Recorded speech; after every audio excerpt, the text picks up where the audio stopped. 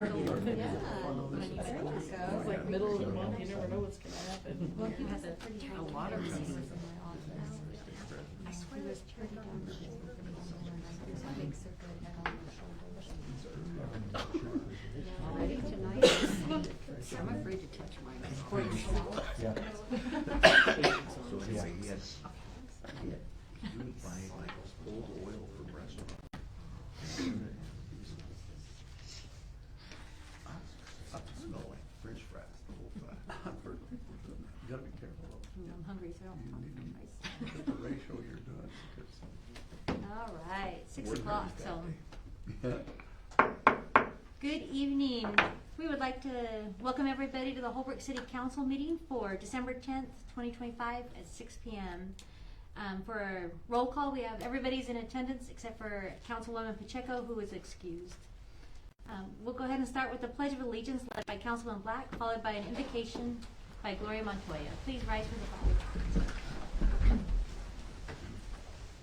I pledge allegiance to the flag of the United States of America and to the republic for which it stands, one nation, under God, indivisible, with liberty and justice for all. Bow our head. Dear Heavenly Father, we thank Thee, Lord, for this wonderful day that You have blessed us with all again, Lord. Father, Lord, we lift up the meeting to You, the City Council meeting to You, Lord God. All the agenda and everything that's on there that they will discuss, we put it all in Your hands, Lord. We thank You, Lord, that You are continual here with us, Lord God, and watching over us in our community of Holbrook, Lord God. Father, our mayor and our council members and everyone, Lord God. We just put them all in Your hands. You guide them and direct them in the decisions that they make, Lord God. And I thank You, Father. And we just ask You to continue to put Your hands over the community of Holbrook, our police officers, our law enforcement officers, our military personnel, all of them, Lord God. We just put them all in Your hands. And we just thank You for this evening. And to be with Holbrook, Lord, as what is on the agenda, the activities that are going on, Lord, we just put it all in Your hands. In Your precious name we pray. Amen. Amen. Amen. Thank you, Gloria. Moving on to item number 4, consent agenda. This will be for the November 12th, 2025 regular meeting minutes, as well as the December 2nd, 2025 special meeting minutes. Does anybody have any questions or concerns about either of the minutes? Hearing none, we'll open the floor for a motion. Sorry. Go ahead. Go ahead. I move that we approve the minutes as written for both meetings. I'll second. Any last minute questions? Hearing none, all in favor say aye. Aye. Any opposed? Motion passes. Item number 5, call to the public for non-agenda items. There are none. Thank you. Item number 6, call to the public for agenda items. There's 2.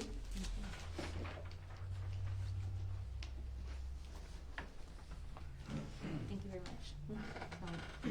As a reminder to the audience, for anybody doing an item for an agenda item, they get 5 minutes.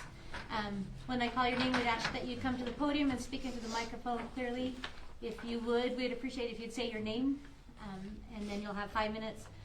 Jackie will have a timer for you. If you get close to that 5 minutes, she'll let you know when the 5 minutes is up. So we'll go ahead and start with Vincent Farr, if you'll come on up. Thank you. Thank you. Good to be here. I'm here to address the business license and tax. When I first heard of this, I thought to myself, oh my goodness, what is my city doing? A little bit of history. In the early 70s, when I first started business, the city tried to adopt this. And then about a year after that, they doubled and tripled, even quadrupled the fee. And I thought to myself, at that time, every business in town rejected it. And I think at that time, the city council threw it in the trash. Hopefully, you'll consider that as an option today. You throw it in the trash. Been in business for 50 years. I have the state, the federal, the county governments already regulating me. I don't need as business any more regulations. I don't need more fees. I don't need more restrictions. I don't need more certifications. I don't need more inspections. Even if the fee was 2 cents, you just don't need any more. Business needs help. They don't need more restrictions. I would recommend, in fact, as we address this issue, that if a new business comes to town, when they come to town, You can get that information, any information you might know from them, what they're doing and who they're employed, whatever. You can get that information when you hook the water and sewer up. They have to come here to pay that fee. You don't need another bureaucracy running something that you already have running. Second of all, I would suggest that if a new business comes to town, you're there with a welcome wagon. You're there, hey, we'll give you, thanks for coming over. We now have a new tax base. Why not offer them an incentive? You can think about what that might be, but free water for a month or free sewer for a couple of months, whatever that is, to incentivize business to come to Holbrook, not to penalize them for being here. That's pretty much all I have to say, and I wish you'd consider that, because business, it's hard enough.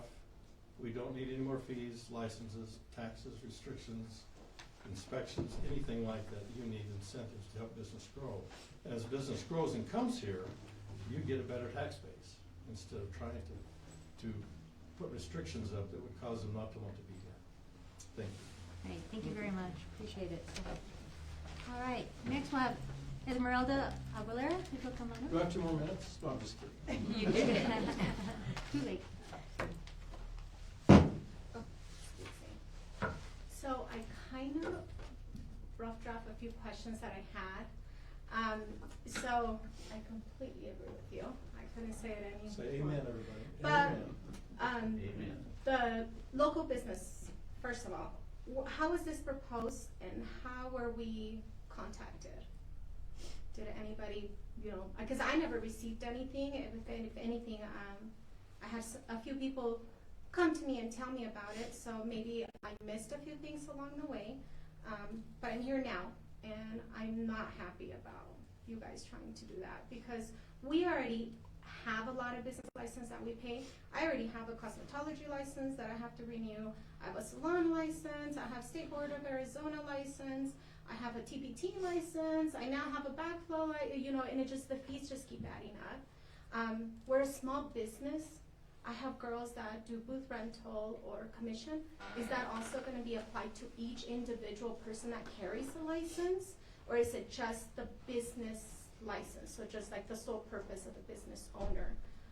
Or what about those people that are coming into town, like the mobile barber shops? Is that going to apply to them?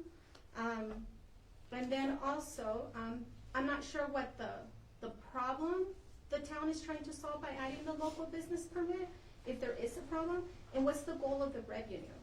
Like, where is it going? What is the regulations? Are you trying to track businesses down, or is it for something else?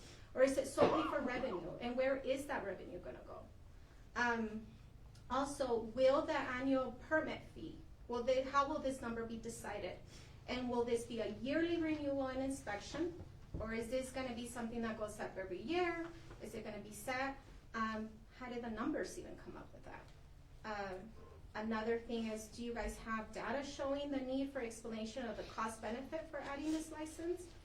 And do you guys understand that considering the cost of the extra permit could financially impact us small business owners, that we're already struggling as it is? So I just want you to really reconsider. There's a lot of us that are very small business that, things are hard. If you go ahead and add another business permit, am I gonna have to raise my rent up on my girls that are already having a hard time making ends meet? This is probably not the best decision. Like you said, we're trying to welcome businesses, not shoot them. Because then at the end of the day, I look at this and say, is it worth me keeping my business up and running? So I would just really hope you guys would reconsider this decision. I appreciate your time. Thank you. Thank you, we appreciate it. We appreciate when the citizens come, and we really do appreciate you being here tonight. All right, with that, we'll move on to item number 7, a presentation. It will be via Zoom, and so I apologize for anybody in the audience that might have a hard time seeing it. Do we want to pull them up? This is a presentation from the Domestic Violence Prevention Project with Brooke Fulton with the Arizona Coalition to End Sexual and Domestic Violence. Can you guys all see good? Are you guys able to see? Are you not? Since I turned it away. I just, I don't see her. I would probably need another monitor. I will turn that on as soon as I had it full screen a minute ago.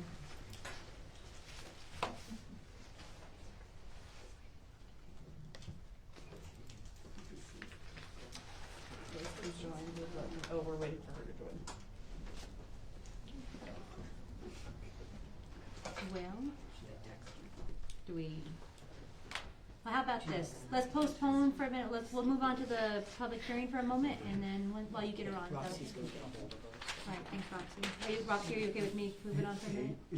Okay, Is the this shouldn't TV on? take too long, I don't think. Not yet, not until she comes on. Oh, okay. All right, in the meantime, while they try to connect with them, I would like to, we'll skip that, we'll come right back to her when she's available. But we want to move on to item number 8. This is a public hearing in regards to the 2025 general plan. Our general plan has been listed on our city website for 60 days. We're still in the public comment period, just because you didn't have a chance to look at it now. We have a public hearing, but you will have a chance still to give us public comment if you're not prepared for it. But this time I'd like to open the floor for a motion to open up into a public hearing. I'll make a motion to open to a public hearing. I'll second it. So, motion and second. All in favor say aye. Aye. Thank you. Motion passes. Is there anybody in the audience tonight that would like to speak on behalf of the public hearing draft? And as a reminder, what this is the city council for about the past year plus, we've been working on updating our general plan. It's been over 20 years since it's been updated. Different council members have been reaching out with different committee members. Now it's going out to public comment. And so this is a chance to ask questions or concerns about it. Does anybody here have anything they'd like to ask or address? Okay, hearing none, we'll open the floor for a motion to close it out of the public hearing. I move that we close out of the public hearing. I'll second it. All in favor say aye. Aye. Thank you. But as a reminder, please go ahead and get on it's a pretty lengthy document. Like I said, we are still open for public comment on it. So, all right, are we closer? All right, is this Brooke?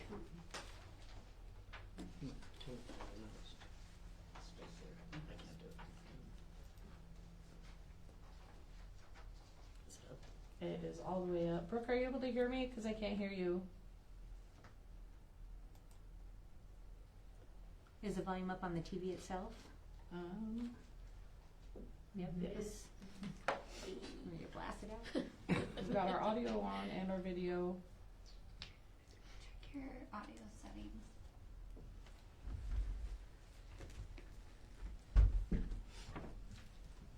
So here, go ahead.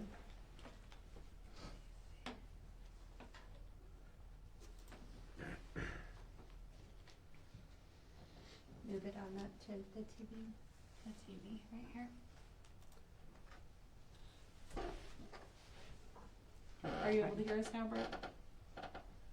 I can hear you. There you are. Awesome. I'll turn it so you can see the council. All right, Brooke, we are going to turn the time over to you if you don't mind just introducing yourself, and then you dive right into your presentation. We'd appreciate it. Absolutely. Good evening, Mayor and council members. My name is Brooke Holton. Thank you so much for having me. I've put together a quick presentation to show you regarding a proposal for a community garden. I'm going to go ahead and share my screen.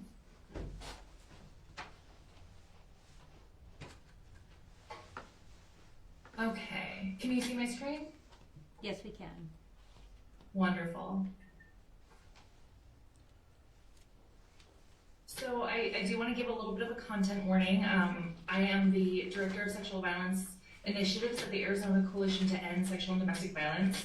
So I will be discussing content this evening that includes discussion around domestic violence, intimate partner violence. I just wanted everyone to be aware of that. The role of the coalition, each state and territory has a coalition for domestic and sexual violence that's non-governmental, nonprofit. There are currently 56 coalitions across the United States and territories. ACCV advocates for comprehensive responses for domestic and sexual violence survivors at the local, state, and national levels. And the coalition serves as the primary provider of training and technical assistance for organizations that support domestic and sexual violence survivors in Arizona on best practices in programming and administration, and advocates on behalf of programs and survivors in public policy efforts. We were founded in 1980 so that concerned citizens and professionals could unite in a statewide organization to end domestic violence. In 2013, we became a dual coalition to address both sexual and domestic violence, thus becoming the Arizona Coalition to End Sexual and Domestic Violence.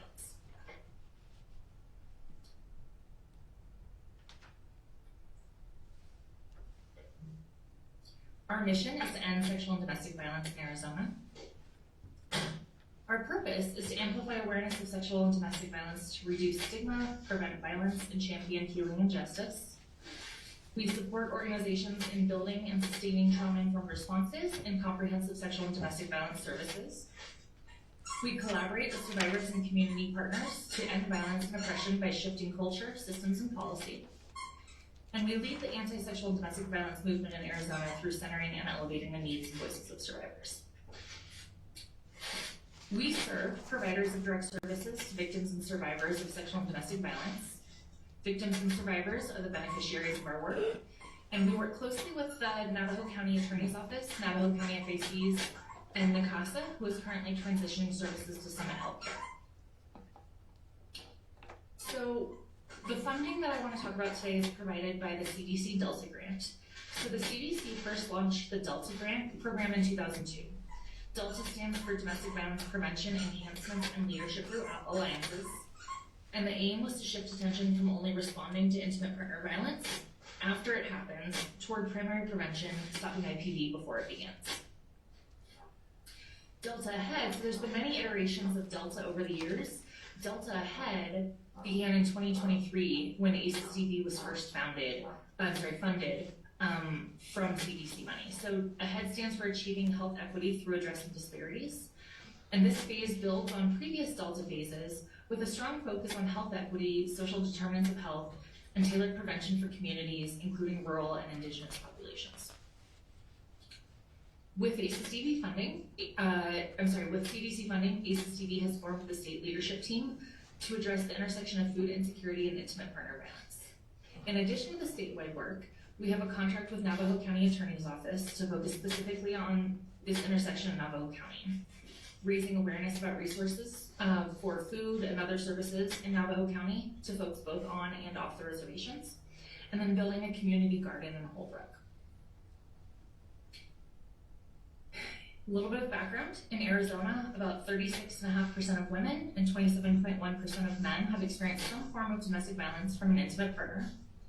In 2023, there were 84 documented domestic violence fatalities statewide, and Arizona regularly ranks among the highest risk states for women who are killed by men. Domestic violence happens across all income levels. However, people who are experiencing poverty have higher reported rates of intimate partner violence. National analyses consistently find that financial stress is a major risk factor for abuse. And poverty helps abusers maintain power and control. If the survivor can't afford housing, transportation, and childcare, it's much harder to leave. It's estimated that the rate of poverty in Holbrook is between 21 and 22%, which is much higher than the average, state average of 12%. So we'd like to build a community garden. The impacts of a community garden are huge.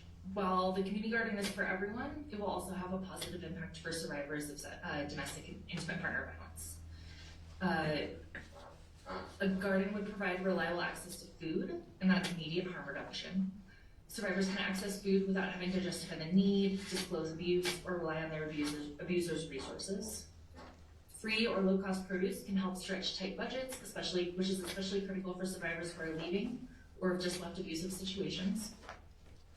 And community gardens are neutral, non-stigmatizing gathering spaces with opportunities for conversation, trust, and learning about community resources that they might not have known existed. This image provided to me by Roxanne, who's a partner on this project, details where we'd like to build the garden. It's a space near the park that was previously used as a project to build a garden. There still are remnants of what was a community garden to be, so we'd like to build on that. ACCD with CDC Delta funds can provide funds to get the garden off the ground. This can include and is not limited to fencing and lumber for raised beds, soil, seeds and starter plants, tools, water lines or hoses, a shed or storage bins. We're also, of course, open to other items. If City Council agreed to this project, the next steps would be a contract between ACCD and City of Holbrook. We'd like to identify a community coordinator. Roxanne and I have had conversations offline about what this could look like or who these individuals might be. We would create liability waivers for the gardeners, identify if there's a need for insurance, comply with any required permits from the city, and then we'd like to identify local partnerships and ongoing sponsors. So that's all I have. I welcome any questions. This is, of course, just an idea in the works, and so a lot of this is flexible, but it's something that we really would love to see happen. Thank you, Brooke, for that presentation. So we will open the floor in just a second for any questions for you, but just as a reminder, since it's a presentation, there won't be any vote on it. And I know you're not quite ready for that anyways until you have more details too. But we appreciate the introduction to a potential community garden and the potential with a partnership with the city for land.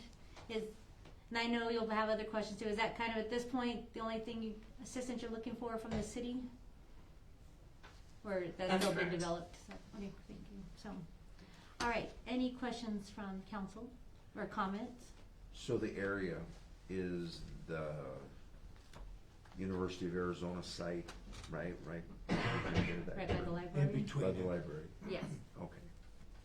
And at one point, they had tried to build a community garden there, and it never quite got off the ground, so that's why we kind of identified that site and Holbrook as a potential partner for this prevention project. And I'm sure the Friends of the Library would help out with that project too. I think it's something that they've been wanting to do. That's who's been helping the library try to get that off the ground. So another partner in that would be great. That's great. And ACES-DV would be providing basically everything to get it off the ground. So it just would be up to the city at that point to manage it.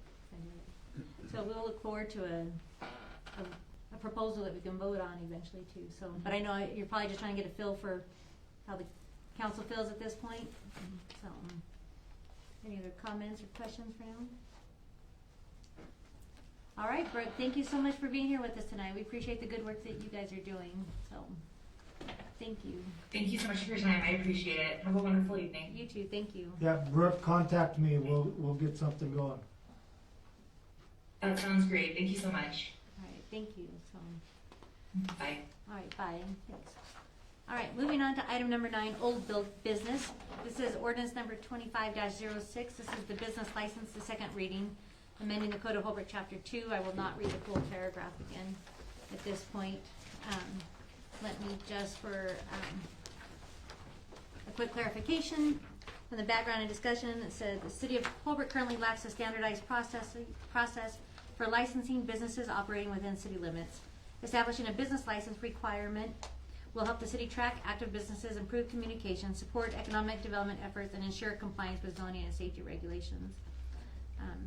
And so the proposal was to adopt this Article 2-5. So I do want to address, we'll open it up for the council for discussion too. I do want to really thank our business owners that came in today, Mr. Farr and Mrs. Aguilera. It is important to get business feedback, and so we do appreciate you being here. We've had some, this was about a month ago, we proposed this. To answer one of your questions on what was the problem trying to be solved, and I think that's a great question. You had a lot of great questions. One of it was, we knew that, what did they say, 75 to 80% of our businesses down on Hopi were out of compliance. And so that's a big one. And then the other issue was like people are coming in and starting businesses without going through the proper permitting, and how do we stop that, and how do we have illegal, to Esmeralda's point, there might be somebody operating similar business to you, and I'm not using her business as an example, but they might not be licensed and doing everything the proper way and things like that.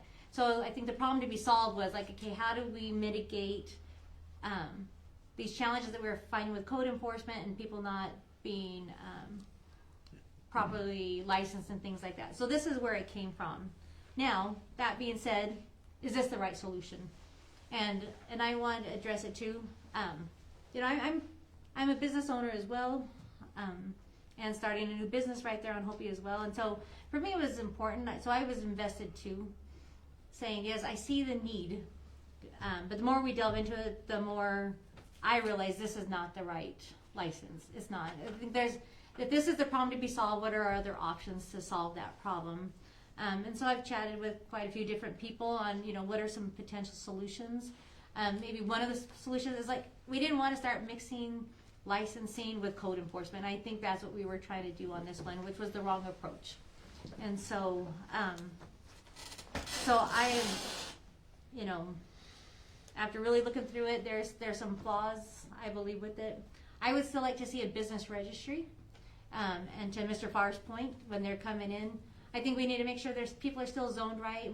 There's a way we can still create a form that says, hey, do you need a permit, right? If you're doing remodels, things like that, but it doesn't have to necessarily go through a license.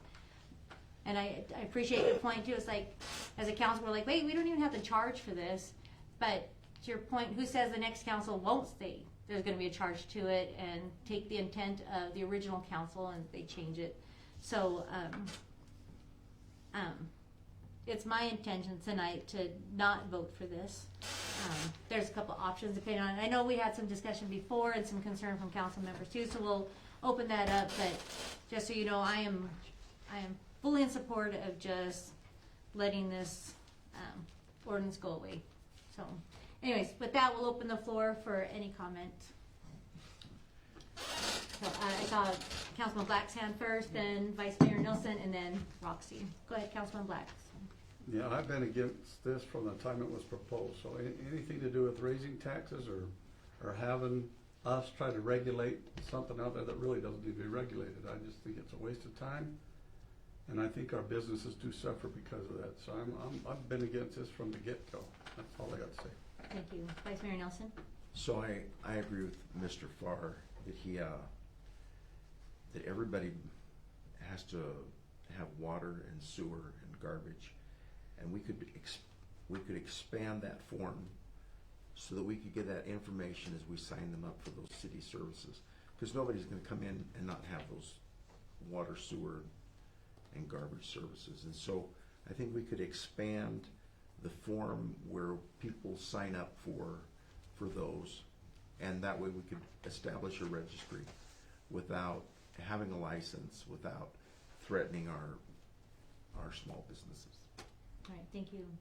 Councilwoman?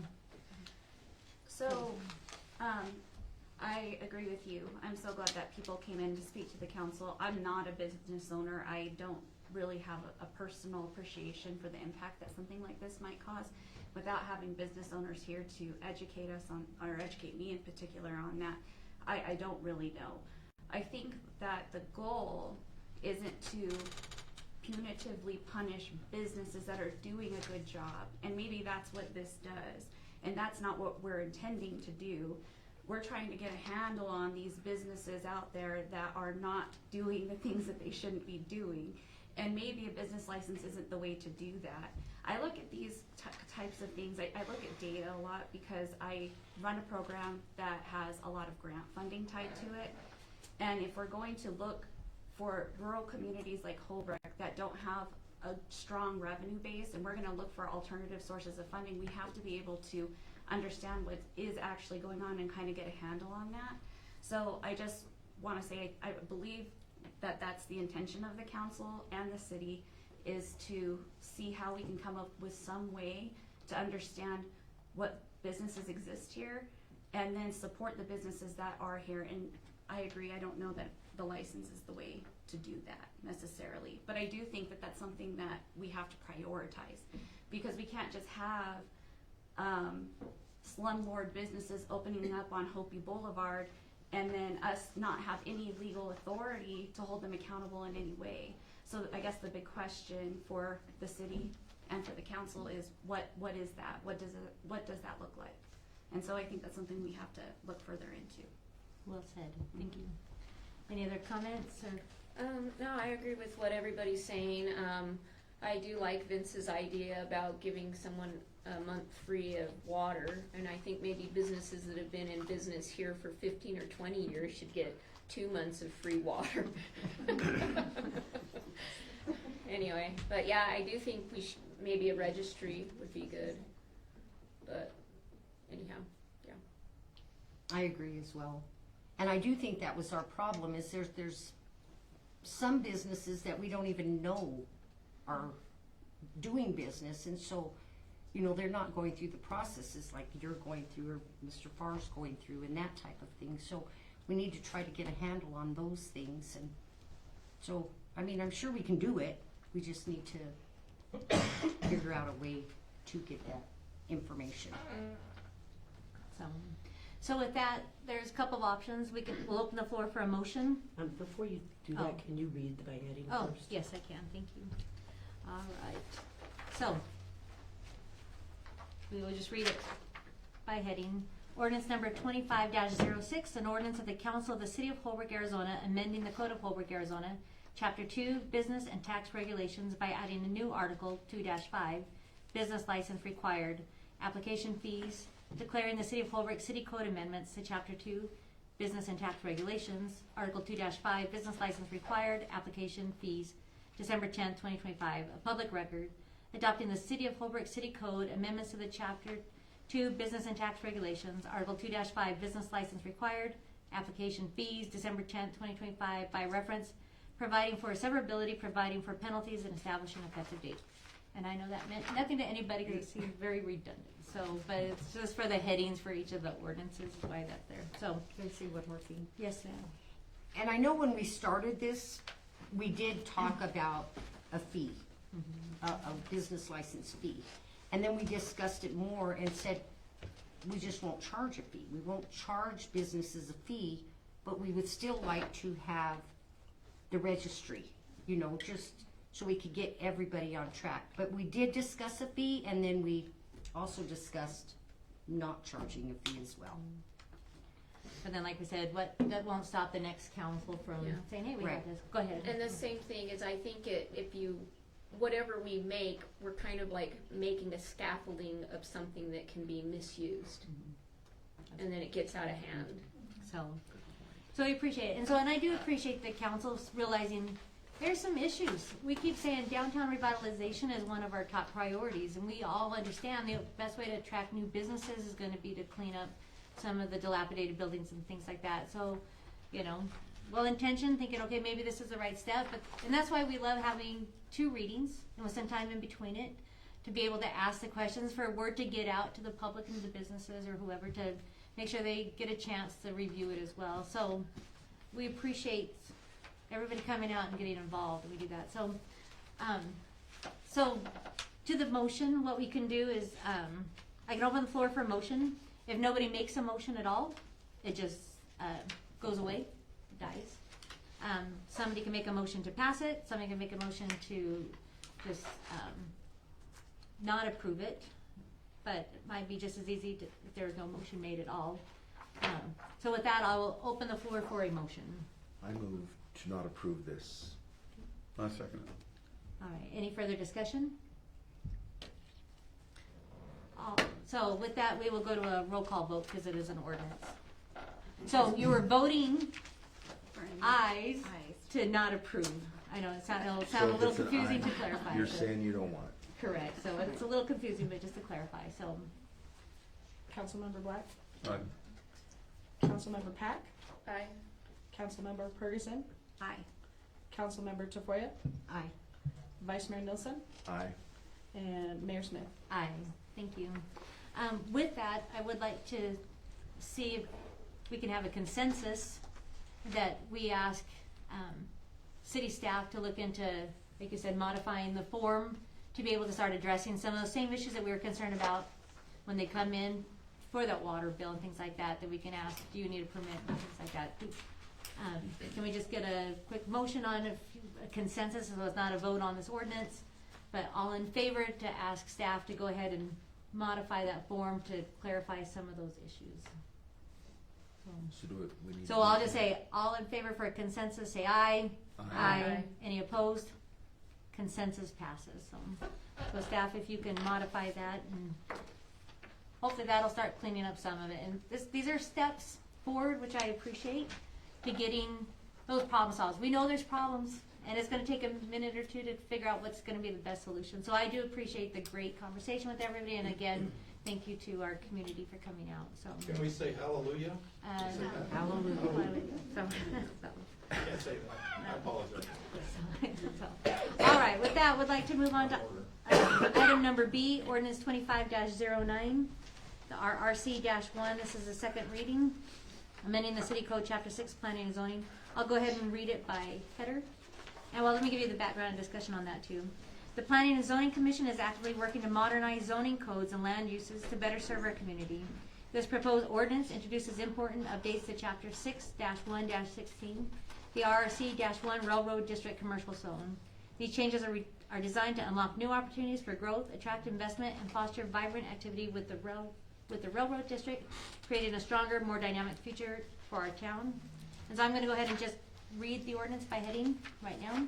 Ordinance number 25-09, an ordinance of the Council of the City of Holbrook, Arizona, amending the Code of Holbrook, Arizona, Chapter 6, Planning and Zoning, Article 6-1, Zoning Ordinance, declaring the City of Holbrook City Code amendments to Chapter 6, Planning and Zoning, Article 6-1, Zoning Ordinance, December 10, 2025, a public record, adopting the City of Holbrook City Code amendments to Chapter 6, Planning and Zoning, Article 6-1, Zoning Ordinance, December 10, 2025, by reference, providing for severability, providing for penalties, and establishing an effective date.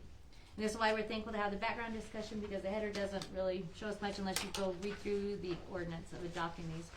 So as a reminder, if you look through in your documents, it's actually got the actual amendments highlighted on the codes. One of the main elements on this was the permitted principal uses. Before there was none. So that made anybody wanting to come into the railroad district, and for the sake of the audiences here, we're talking about Bucket of Blood Street and over just the 2 streets right there over by the recycle and the transfer station. So this is the area that's being discussed as far as the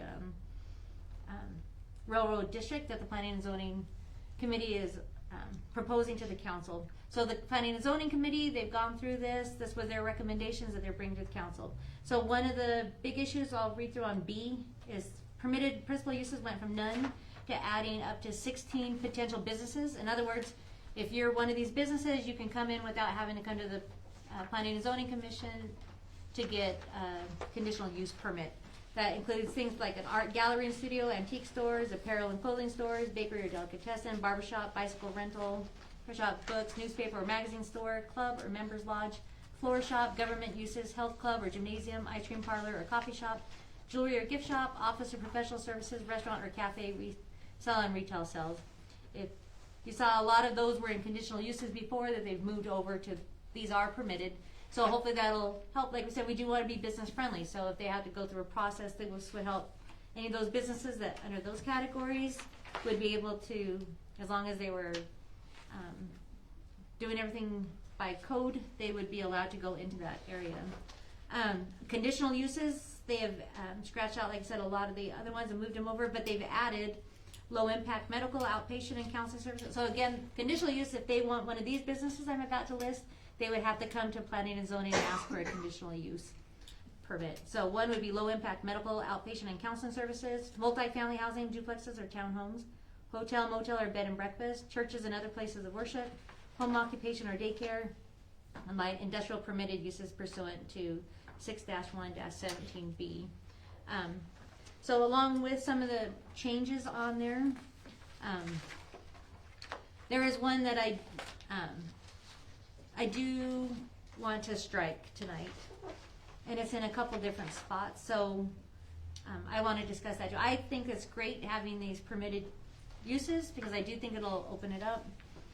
What I'm not comfortable with though, if you guys look at 6-1-16A under the second paragraph, under zoning district, it says prioritizing the restoration of existing structures, new reproductions and facsimiles, utilizing architectural styles reminiscent of the Old West.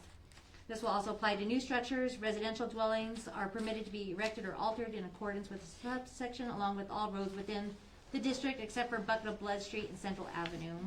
So they're proposing that, hey, anybody on Bucket of Blood Street will still need, we want them to look reminiscent of the Old West. So if you turn the page as well over to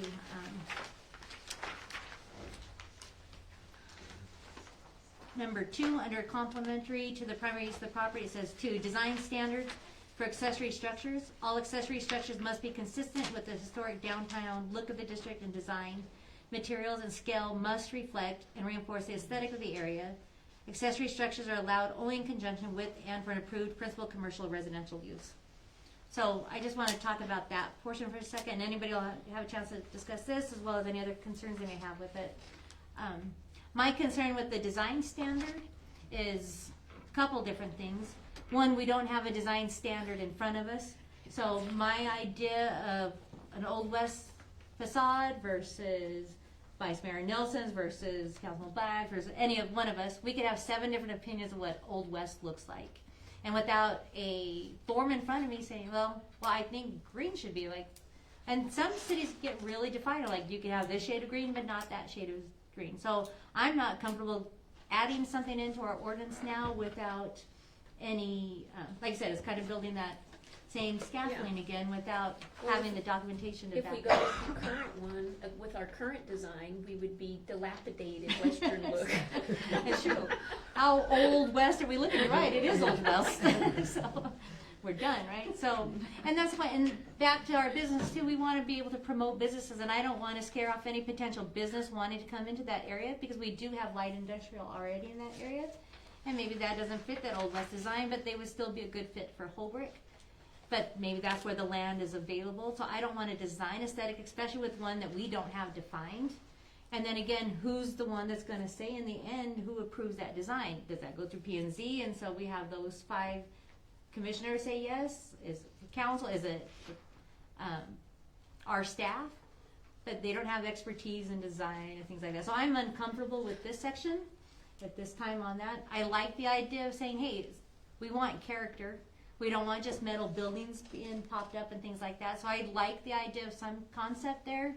But if we get too specific right away, I think we're just going to have unintended consequences for that and potential loss of business. So that's my opinion at this point. But we'll open the floor for anybody on any of the orders here. So- Yes, Vice Mayor Nelson and then Councilman Black. So you wanted to strike that paragraph? Correct. Okay. Or anything to do with the design element. So specifically the 2 lines there. Take it out then. Correct. Okay. Councilman Black? I'm just looking through this. I think there's some personal interest from some people on trying to get this as a railroad district, but if you look at everything they're proposing, well, we could have this, we could have this. You're limited on land over there anyway, and you have a hydrogen thing that we're leasing now, that is the cities. The city transfer station is over there. I don't know what that's gonna impact whatever we're trying to do on this railroad district anyway, and you're very limited on land to make this a railroad district. So, I don't see the potential in this. Okay, That's all I got. thank you. Any other, yes, go ahead. I think it's a really good place for historical buildings to be preserved, right? I mean, I can't say it needs to look like this because right now it looks run down and, dilapidated. But I think it does have potential for small businesses to go in there. And I agree with you. I don't think that we should have any type of facade that needs to be met. We're not Scottsdale. Yes. Well, and then one of the plans for Holbrook is to invest in tourism, and obviously there's huge historical value in that particular location. So I've always thought that it was kind of a diamond in the rough like area that could have a lot of potential for moving that direction. But I agree with you.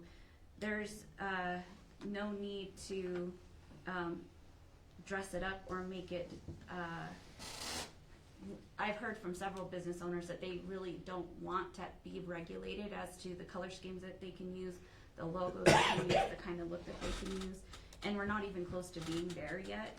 And I think for zoning purposes, there isn't a whole lot that's changing on here compared to what is allowed there right now. I am a little, where we're talking about, because I looked at the map at the last meeting, but I don't have the map with me right now. This doesn't include the residential structures in the back, because there's people that live back there.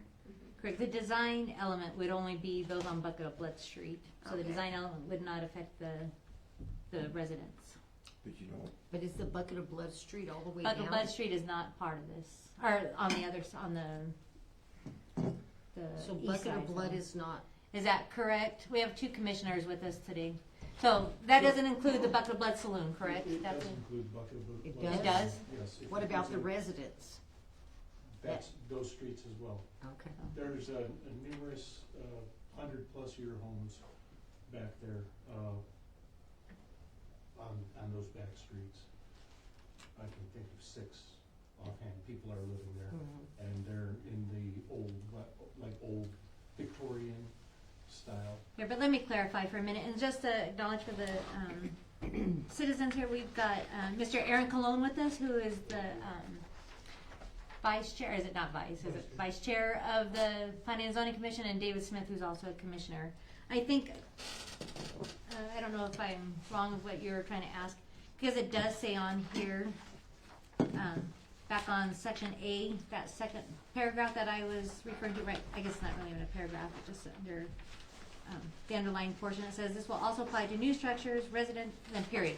Residential dwellings are permitted to be erected or altered in accordance with the subsection along all roads within the district except for Bucket of Blood Street and Central Avenue. Bucket of Blood Street and Central Avenue are to include ground floor commercial spaces with residential housing, office or creative working spaces on the upper floors or behind the primary commercial structure. In other words, if I'm reading this correctly, their recommendation is you could potentially put a business on Bucket of Blood Street with a potential housing on top. Is that correct? Right, that was the previous, the previous zoning had that stipulation about commercial, and that stayed the same. Just they didn't have any permitted residential in the back. There's a lot of vacant lots throughout that entire district, and the idea behind this is 2 years in the making. We had Joe Jarvis work on this for almost a year, was to create a tombstone, if you will, a feel or historic, like downtown area. The area is in the original Holbrook town site. All the properties in there were part of the 1881 map. So let me ask a quick question of Mr. Sullivan, if you know this. So, to clarify a little bit too, the importance of this zoning is because before, if you look at under B, under permitted principal uses, it says none. So there wasn't any. So this would allow that. So we are changing the zoning to allow certain businesses. But with that, it doesn't talk about residential. And Mr. Cologne mentioned that there's a lot of vacant spots back there. So are we saying if it's counting all this, or residential's, you know, if somebody wants to build a house back there on one of those vacant lots, is that considered a permitted principal use? In A, No, what's that? Let me ask Mr. Sullivan first, and then we can refer to you. Thank Yeah, you. that I don't know, I'd have to refer to planning and zoning on that. They had been working on this with the area-wide plan. But do you read that in this ordinance, though? What's Does that that? make it clear if there's residential in this No, so ordinance as all of presented? this went to planning and zoning, Yeah. then came through me, and we created this ordinance, so I'd have to refer back Okay. to planning So, and zoning. thank you on for that. Sorry, Mr. Cologne, thank you. I just want to make sure we're going through the zoning correct here. So, is there, am I missing it here in this ordinance? Is there, Well, I didn't know, I was specifically looking for that when I was reviewing it, and I didn't notice it, but maybe I'm not reading it. that's what I'm saying. So, Mr. Cologne, is it there? Because I didn't catch it either. I read through it as well. We've read through it a couple times. I think Mr. Cologne set the standard when he restored that house to the original colors and everything. Exactly. And we do appreciate it, and we love that citizens are taking pride in it and wanting to restore it and things like that. My concern is, I wish we were at that point in our stage in our town that we could be a lot more specific, to Councilwoman's point. But at this point, I'm not sure we're in the So- position to turn down any business that's, you know, a good fit for Holbrook. So to answer your question, it's halfway through the new paragraph that's underlined. It says that residential dwellings are permitted to be erected or altered in accordance with subsection A along roads. What's in accordance with subsection A would be that it kept to the reminiscent of the original town site and the old west theme. Thank you. So yeah, that's what we had read at first. So in other words, you can't have any residences on Buffalo Blood Street itself, but any of the other streets. Is that how we're reading that Correct. correctly? There's residential Okay. permitted on the second floor, on the First Street, and that's from the old ordinance, that's Yeah. from the old zoning, or behind, commercial, like we had a caretaker or business residence behind your commercial. There's zero lot lines. If you looked at the old pictures of what Holbrook looked like, 50 years ago, 100 years ago, it was just a wall of buildings on that street on Central Avenue. Okay, thank you for I have a that. Go ahead. question. Yes. So if you're trying to get this as a railroad district, is the cutoff line the railroad tracks? I mean, there's old homes on the other side of that, of the railroad tracks We also. didn't change the name, it's always been called the RRC one. That's part of the old zoning. We didn't change the name. Only the items that are underlined have been altered. So again, my question is, what's the dividing line on the districts? There's places on this side of the tracks that are old also. They're not part of the RRC according to the map. So yes, the railroad line would be the Yeah. boundary, correct? The railroad line and the river. And the river, okay, thank you. Does that help? So the Blevins house isn't part of it. Right. But this is an existing zone. We're not making any amendments to the land, to the area. The zone is still the same.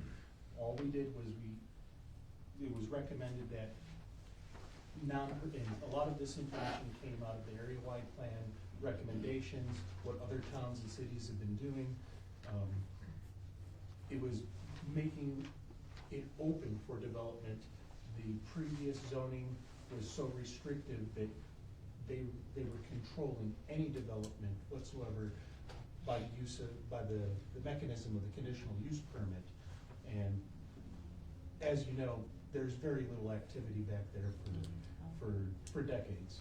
Which I do appreciate planning and zoning taking so much time, because I do think this is important to add those permitted principal uses again, so. All right, good questions, thank you. Is there any further questions about this ordinance? All right, I will open the floor for a motion. I move that we pass it, striking the two sentences that you suggested before. All right, can we just say striking any design standard? Yes. Okay. So the motion is to approve, but striking any design standard included. Is that fair? That's fair. All right, so we have a motion, do we have a second? I'll second it. We have a motion second. Do we have any further questions or comments, discussion? Hearing none, we'll go to a roll call vote. Councilmember Black, Aye. Councilmember Pack, Aye. Councilmember Ferguson, Aye. Councilmember Tafoya, Aye. Vice Mayor Nilsson, Aye. and Mayor Smith. Aye, thank you. Again, we do want to thank P&Z. I think this is a great first start, and I hope we do get to a design standard sometime, and I think, so we'd just like to ask P&Z and staff if another presentation is brought with this, a little more specifics on any kind of design standard that you'd be requesting, so. All right, thank you for that. All right, with that, we'll move on to new business. The first one is Resolution 25-33, Interagency Services Agreement with ADOT, authorizing an interagency service agreement between the City of Holbrook and Arizona Department of Transportation. I'll just read the background and discussion, and then I'll turn it over for a minute. The Arizona Department of Transportation has extended an opportunity for the Holbrook Police Department to participate in a joint program agreement focused on data access and information exchange. By joining this initiative, the department would gain the ability to utilize the same software platform as other state agencies and political subdivisions. Participation in this program would significantly enhance interoperability, streamline reporting processes, and improve the efficiency of information sharing across multiple jurisdictions. This alignment would not only reduce administrative burdens, but also support timely and accurate data exchange, ultimately strengthening public safety and operational effectiveness. Chief Christensen, would like to turn it over to you for a minute, if there's anything you'd like to add to this. So basically what this is we are joining what's called the TRACS system. I don't know what the acronym stands for. But basically, it's a computer-based system to where now, when we write tickets, it'll be on the computer, it'll automatically be sent to the court of jurisdiction, and it alleviates the need to have paper tickets, using them as much as we do. We're still gonna have to have a need for them, you know, when the system goes down or whatever. And some of us, like me, I'm not gonna use that system, it's not in my patrol car, so I won't be using it, so I'll still be doing the handwriting stuff, I'm old school. But this agreement specifically is for accident information. We're gonna be accessing the ADOT database to input information into accidents and also take information out when we print the accident. So this is what this agreement is for, and it's also online. The accident form, you'll fill out the information, you'll hit print, it'll print all the forms for you without us having to go through and handwrite it. So it's gonna be a time-saving mechanism as well, and it gets immediate input and extraction information from that system. That's what this agreement is for. This is similar to the one we presented to you several months ago. That was called AZ Tracks, and that was I think it was an Iowa-based system, but this one's with local Arizona. Right. Councilwoman Tafoya, did you have a question? Is there a cost? No, this is all grant funded, there's no cost to us. Okay. So you said that you'd be entering, like if somebody gets pulled over and they get a ticket and they'll be entering it, so will they email the No, the we person the can ticket? print, we can print their Oh, you copy can of the print it ticket there. off and hand it to them at the scene. Oh, okay. Same thing with like an information exchange slip in an accident, the information will be there, we hit print, exchange slip, and it'll print us one for each driver, and we give it to them right then. Do you have a printer in your patrol cars? We're getting them installed now. They're not installed yet because we're still in the process of getting all of this information, getting our forms uploaded to the system. We haven't gone live yet, and we haven't done a test yet. We have to do several tests before we can go live. We're working with our computer company, Canis Tech Services, to get the printers and everything hooked up in our cars. So there will be one in every police car? Yes. And they're all paid for through the grant? Yes. Okay. The only cost that we're probably gonna incur later on is replacing the paper rolls that are required in the printers. Great. Any other questions? All right, thank you. I'll go ahead and read it by resolution. Thank you, Chief. Resolution number 25-33, a resolution of the mayor and council of the city of Holbrook, Navajo County, Arizona, approving the form and authorizing an interagency service agreement between the city of Holbrook and the Arizona Department of Transportation. Does anybody want me to read it in its entirety? No. Thank you. So, all right. With that, we'll open the floor for a motion. I move that we approve resolution 25-33. We have a motion and a second. Any further discussion? Hearing none, we'll go to a roll call vote. Councilmember Black? Aye. Councilmember Pack? Aye. Councilmember Ferguson? Aye. Councilmember Tafoya? Aye. Vice Mayor Nilsson? Aye. And Mayor Smith? Aye. Thank you. Motion passes. All right, moving on to item number B, resolution 25-34. This is a contract with Adura Group Incorporated. Background and discussion. The city of Holbrook does not currently have an active contract with an engineering firm. However, the city is scheduled to receive funding from the Northern Arizona Council of Government, a lot of people call it NACOG, for upcoming road improvement projects. To successfully secure and implement these projects, professional engineering services are essential. Staff suggests entering into an agreement with Adura to help with this, as they have worked with the city in the past. This will be an on-call contract. Adura will send individual proposals for individual tasks. But this gets us, we have somebody that we can put on the grants to say we have an engineering firm. And like I said, the financial implications will be case by case. Mr. Sullivan, do you have anything you would like to add? Yeah, no, in the past year, we've contracted Ardura to help us with the BLM permit for the motocross and the street drags. There are other projects in the works with NACOG and funding, and so we're needing to have some kind of an engineer that we can contact for other projects. Instead of bringing them on staff, fully staffed like that, I suggest that we do an on-call per project basis, so I can control a lot more how much we use them, those kind of things. Any questions? Okay, Councilwoman Boyd and then Councilman Black. So if they're on a contract and they're gonna come and give us a cost, is there gonna be like a top amount that we would have to get? Yeah, the city so- council would have to maybe. So approve anything, that? our personnel, our purchasing policy, anything over $10,000, I really need to bring back to you guys. So if on these per call basis, those projects are gonna cost more than that, I should be bringing that to you guys. There is a price sheet on the back, and then we would just look at those options on a per cost basis. And so you would do that prior to approving them? Correct. Correct, okay. Councilman Black?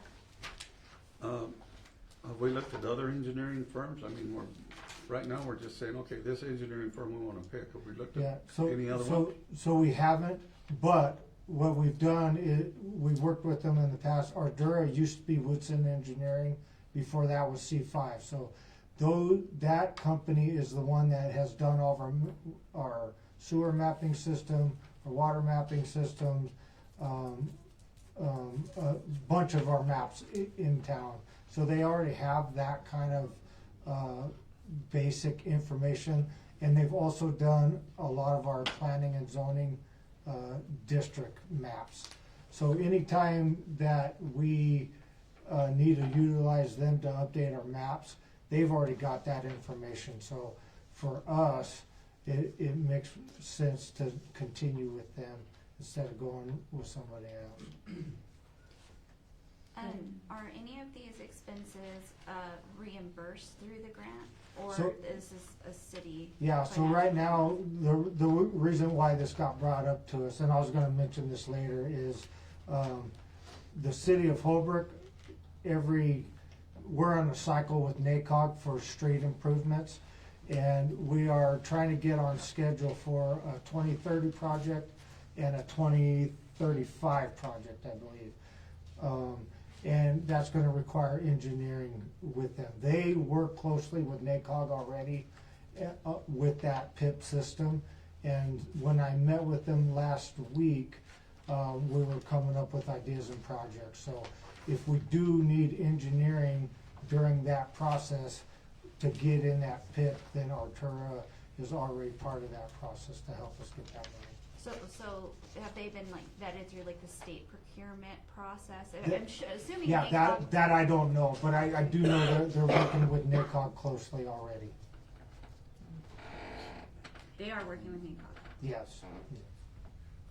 And when I met with NACOG this last week, they were part of that meeting. Right. Any further questions? Other good questions? Questions, comments? Okay. Hearing none. I read it by heading already, so I'll open the floor for a motion.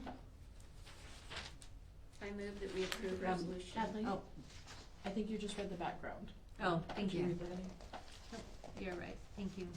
Resolution number 25-34, a resolution of the City Council of the City of Holbrook, Arizona, approving and authorizing the professional service contract between the City of Holbrook and Ardura Group Incorporated for the purpose of engineering and consulting services. Thank you, Jackie. All right, with that, we'll now open the floor for a motion. Do you want to remake your motion, Farah? Yeah, I move that we approve resolution number 25-34. And I'll second it. Thank you. Any further discussion?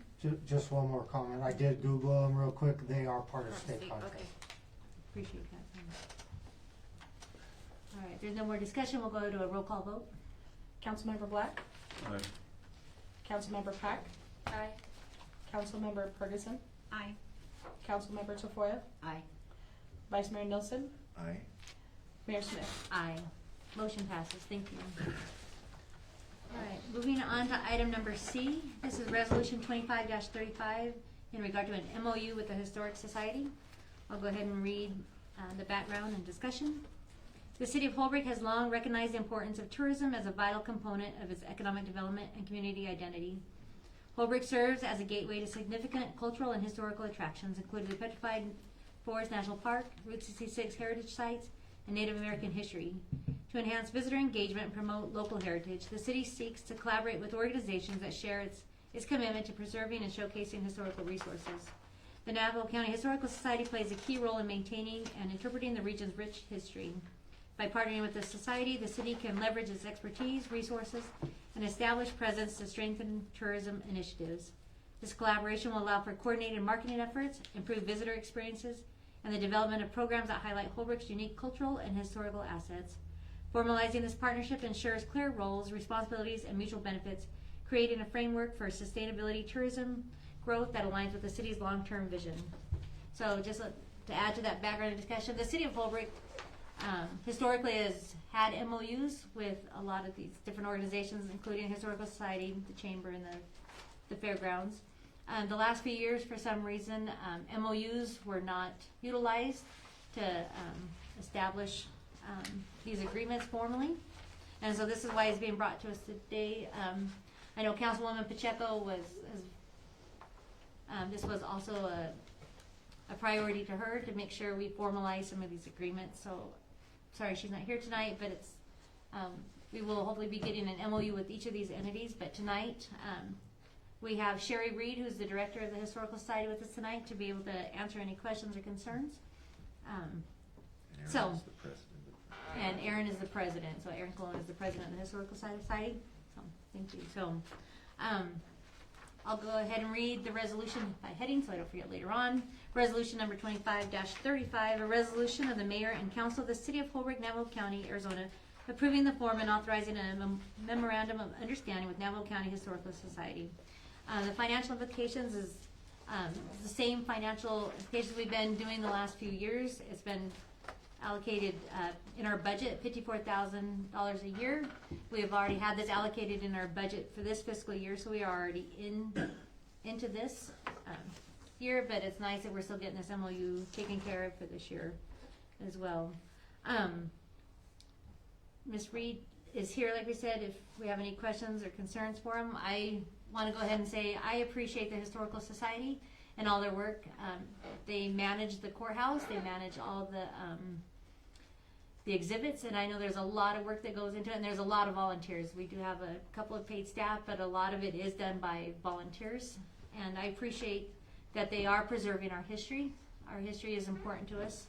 We don't want to forget that. So I think, and I know Ms. Reed has come in before and given presentations. They've talked about the tourism rates and the numbers of people that actually come through and visit.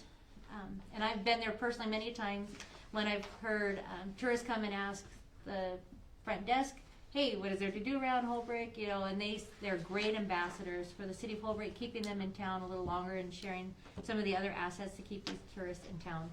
So I appreciate everything they do, and I would like to see this continued. Again, this is a budgeted item. This is formalizing it for the year. Does anybody have anything they want to add or have a discussion about? Go ahead. I've noticed that they've also started doing several events down at the courthouse. They have like vendor events. There's one coming up December 13th. Saturday down at the courthouse. So they have been doing a lot of those, which is really nice to have those going on as well, and we appreciate that. Thank you. Any other comments? Okay, with that, we'll open the floor for a motion. I'll make a motion to approve resolution 25-35. And I'll second it. Thank you. Any further discussion? Hearing none, we'll go to a roll call vote. Councilmember Black? Aye. Councilmember Pack? Aye. Councilmember Ferguson? Aye. Councilmember Tafoya? Aye. Vice Mayor Nilsson? Aye. Mayor Smith? Aye. Motion passes. Thank you. And again, thank you. All right, moving on to item number D, Resolution 25-36. This is an IGA with Navajo County for court, collections, and criminal justice services. I'll read the background and discussion. The intergovernmental agreement between the City of Holbrook and Navajo County for court, collection, and criminal justice services has reached its expiration and requires renewal. The proposed renewal will maintain the current scope of services and fee structure. The only modification to this agreement is the removal of language pertaining to fee calculation.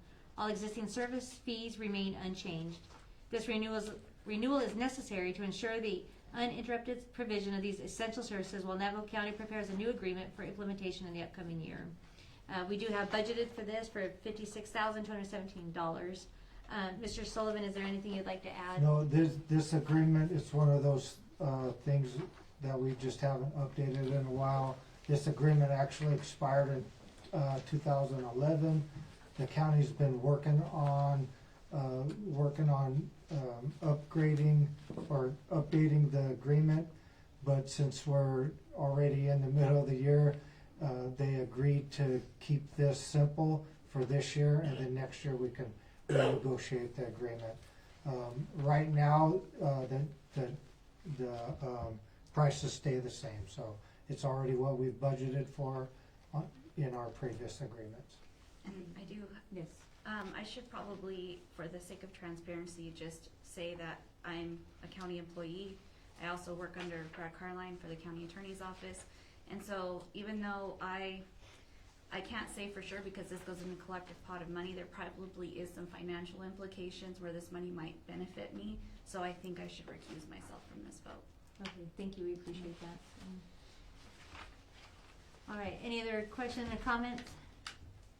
Let me go ahead and read the resolution by heading. Resolution number 25-36, resolution of the mayor and council of the city of Holbrook, Navajo County, Arizona, approving the form and authorizing the intergovernmental agreement between the city of Holbrook and Navajo County in regard to the court collection and criminal justice services.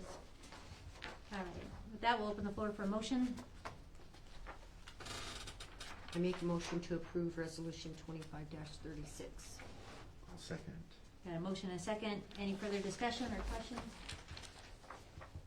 Hearing none, we'll go to a roll call vote. Councilmember Black, Aye. Councilmember Pack, Aye. Councilmember Ferguson. No, she proposed. Oh, I'm so sorry. Thank you. Councilmember Tafoya, Aye. Vice Mayor Nilsson, Aye. and Mayor Smith. Aye. Motion passes. Thank you. All right, we'd like to thank the next group of people that have been waiting patiently through our whole agenda to get to this next one. So, all right, the next item on the agenda is Route 66 drive-through sign. I'll read the background and discussion. It says, as Route 66 celebrates its 100th anniversary, communities along the historic highway have a unique opportunity to honor this milestone and attract visitors. Holbrook, with its rich history and iconic landmarks, is perfectly positioned to become a focal point for travelers seeking authentic Route 66 experiences. A dedicated sign will serve as a lasting tribute to this heritage while promoting tourism and economic growth. So the financial implications will be $40,000 out of lodging funds, but I'm gonna ask Kenny Larson to come forward, if you don't mind, to the podium, and then I know you got a few other people that will let you invite up as needed. But Kenny has been a great advocate for Holbrook this past year and a half. That we've been working with him on different projects. He was a big asset for the Route 66 car festival and car show. Without Kenny and his crew, they put on a great car show, and so he backs it up with action. So anything he proposes, I have found out that Mr. Larson here has got a pretty good network, and if he says something, he can get it done with an impressive amount of resources. I've been a part of the Kingman Street Drags since 2000. So I have a lot of ties with racers and everything. And I've watched Kingman with their Route 66 sign. They've had it about 5 years. And I've watched their tourism just like triple. It's phenomenal, you know, and they keep adding to it every year. They add something else into it. And all of their businesses have got into Route 66 really heavy. If you get time to go down Beale Street and back there, the old Route 66, it's pretty cool. Anyway, I'm pretty good friends with the tourism in Kingman, and he's given me a lot of the information and stuff. And then I've had my old partners down in the valley when I did sand drags. One of them's a big steel manufacturer, you know, supplier or whatever, and then he manufactures stuff too. I went to him about getting quotes on these signs, and he pushed me off to the guys that do the big sign companies down there, because he supplies the steel and stuff to them. So I got a hold of them, and they've all given me bids and stuff, and we kind of narrowed it down to the lowest one. It's saves us a bunch of money if they build the sign and then we go pick it up and install it ourselves. It saved us like $26,000. It's, but they're giving us all the engineering stamps and everything, so it's, you know.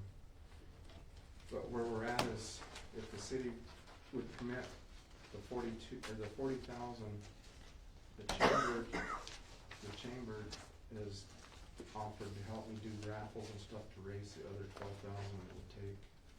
So basically that's what we're looking at. And there is a lot of Route 66 this next year because it's the 100th anniversary and not about, you know, there's a lot of things like Rat Rod Magazine's gonna do a tour on Route 66 with a bunch of Rat Rod cars. How cool would it be for them to pull in here, take a picture of their car, spend the night, eat dinner, eat breakfast, and then go on to the next. And there's several groups like that. I know Catherine's talking about a bike deal between here and Kingman, one way or the other. You start bringing in 200 or 300 people at a time, spending the night, eating dinner, it helps us all a lot. It's really good for Holbrook. So Mr. Larson, you're talking about putting this physically at the West End Park. Yeah. Yeah, So let me just clarify really fast to the public that might be here, and you won't be able to see it very well. For anybody that's familiar with Kingman, they actually have this drive-through sign. It's hard to see. So tourists can literally drive up to it, get out and take a picture of it. And so where they're proposing is at West End Park, they've got a parking lot, but they actually have a little street. If you guys remember our very first Route 66 festival, we had like 15 cars. That was our very first attempt at it. There's a spot that's perfect right there where people can put there and it won't block any of the parking traffic and things like that. And I do want to acknowledge too Richard Gorman in the room. So there's two of these that we know of. There's one in Kingman and there's also one in Grants, New Mexico. Yeah, Grants. And so, but I appreciate Mr. Larson reaching out to Mr. Gorman. He's like, hey, we don't want ours to look like Kingman's, right? We're unique. And so he's got one right there too. If you don't mind, maybe you could put it out there in the back too, show people. So this is with Mr. Gorman's artwork, so it'd make it Holbrook friendly or Holbrook centric. So anyway, sorry, back to you. There you go. We passed a few ideas back and forth, and you know, we wanted to make it personal to Holbrook, and it turned out really good. You know, I even sent it to the Route 66 historian, Jim Hinckley. And he goes, wow, that is just so cool. I mean, everybody I've showed it to has been really good with it. Everybody likes it. I think the only change we got on it is the 90-degree only, you know, probably just put that only off of there.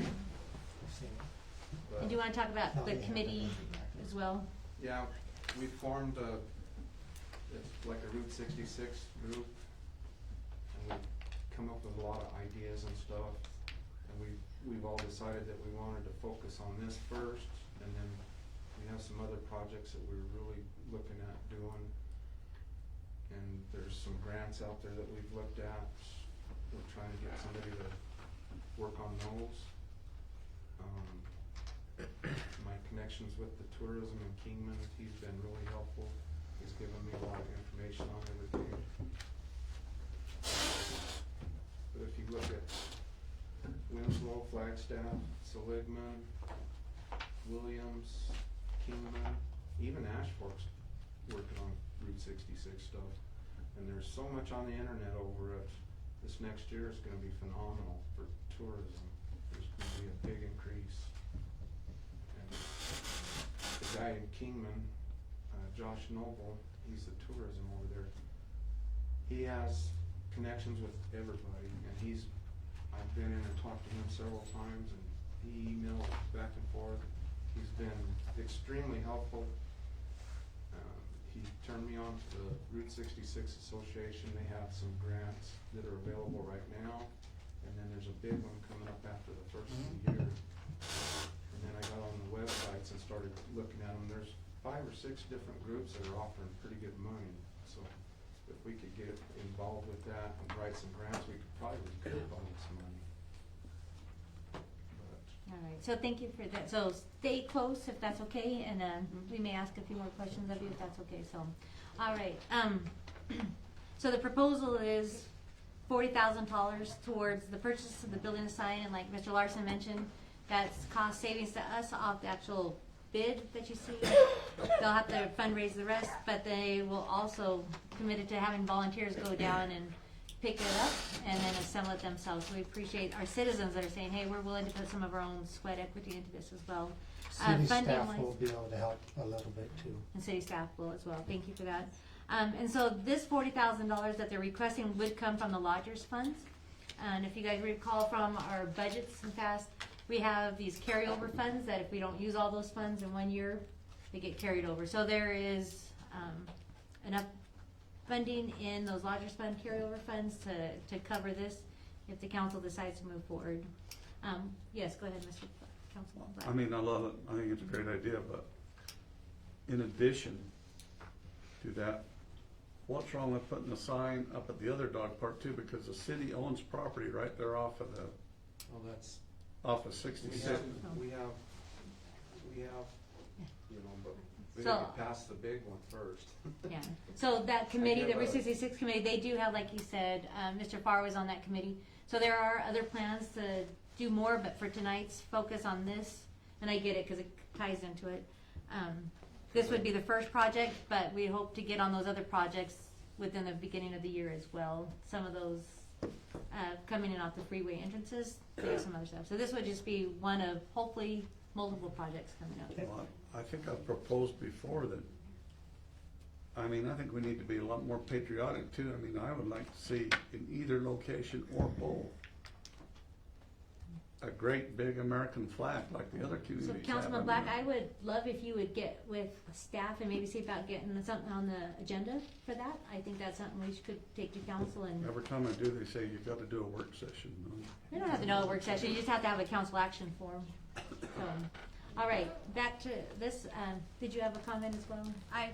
I love it. I feel like this is, we're coming up on a 100-year anniversary. It'll be another 100 years before we would have this opportunity again.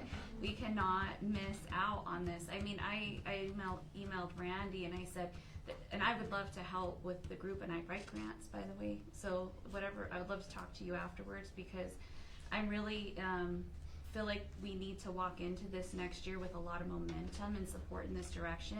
I actually like the concept. This is old Route 66. I know we have like an Old West theme going on, but that is Route 66 right there. When we talk about branding in the future, I'll bring that up. But I love it. I think it's great, and I'm so encouraged by you putting actions into words and investing in the community. And I just thank you and Fern and everybody else who was on the committee. The car show too, that would be a big involvement in that because we brought 74 cars in for last year. And that was our first time, so. That was really nice. Every one of us were rookies completely. Yeah. We were flying by the He is seat of our recruiting pants. for members on the committee, so we'll talk afterwards. Will it hold up in 90-mile-an-hour winds? It will. They actually did talk about He's that. designed Five for to that. 105. Okay. 105. My only concern, but. It's a legitimate concern. Yeah. All right, Councilwoman Pack. So I think it's an appropriate, use of our lodgers fund, and when you look at this artwork, I mean, it outdoes Kingman's and Grant's sign big time. Yeah, So, I mean, it's great, and then the location is gonna be just wonderful, cause people like stopping over there anyway, but as they enter, they'll, And we do plan on putting power there so we can have the ability to put lights on it and stuff like that too. have LED lights and stuff. Right, any other comments before we open the floor? Okay, there is no resolution, so this is just a typical motion. So I will open the floor for a motion. It was spent 40,000. Correct. So moved. So we have a motion to approve the $40,000 expenditure. Do we have a second? I'll second it. Any further discussion? Hearing none, all in favor say aye. Aye. Any opposed? Motion passes. Thank you so much. That's his go-ahead to get going, and he's a doer. We appreciate the whole family and all the committee, we really do, so thank you for that. All right, moving on to item number F. This is the double roller purchase. There's a lot of tabs tonight. So, Yeah, we have to white out and add a number 10 on it. all right, we're on tab 9. All right, the city has a need to purchase a double roller to continue repairing roads. Staff reached out to John Deere and CAT to see if there was a used model that we could purchase at a reasonable price. CAT has one for $15,153. Staff recommend purchasing the CAT double roller. This was budgeted for in her funds as the city currently rents rollers. Empire CAT is part of State Purchasing Cooperative.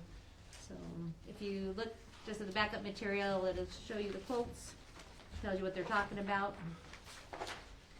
And Mr. Sullivan, do you have anything you'd like to add about No, we budgeted $20,000 for this.